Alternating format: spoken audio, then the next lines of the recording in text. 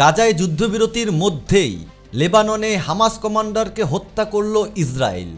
লেবাননের সিডনে ড্রোন হামলায় হামাসের সামরিক কমান্ডারকে হত্যা করেছে ইসরায়েল। তবে গাজার হামাস ও লেবাননের হিজবুল্লাহ উভয়ের সাথে ইসরায়েলের যুদ্ধবিরতি রক্ষার জন্য প্রচেষ্টা এখনও চলমান।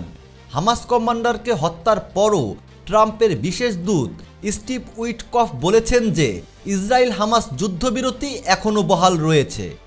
এদিকে প্রধানমন্ত্রী নেতানিয়াহু বলেছেন যে হামাস বা ফিলিস্তিনি কর্তৃপক্ষ কেউই যুদ্ধবিধ্বস্ত অঞ্চলটি পরিচালনা করতে পারবে না। তিনি আরও যোগ করে বলেছেন যে তিনি মার্কিন প্রেসিডেন্ট ট্রাম্পের একটি ভিন্ন গাজা তৈরির পরিকল্পনার প্রতি প্রতিশ্রুতিবদ্ধ। মার্কিন পররাষ্ট্রমন্ত্রী মার্কো রুবিও ইসরায়েলি প্রধানমন্ত্রী বেঞ্জামিন নেতানিয়াহুর সাথে দেখা করার একদিন পর সৌদি আরবে পৌঁছেছেন।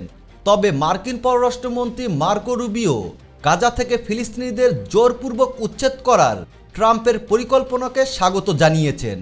গাজার স্বাস্থ্য মন্ত্রণালয় নিশ্চিত করেছে যে গাজায় ইসরায়েলের যুদ্ধে 48,271 জন ফিলিস্তিনি নিহত এবং 1,11,693 জন আহত হয়েছেন।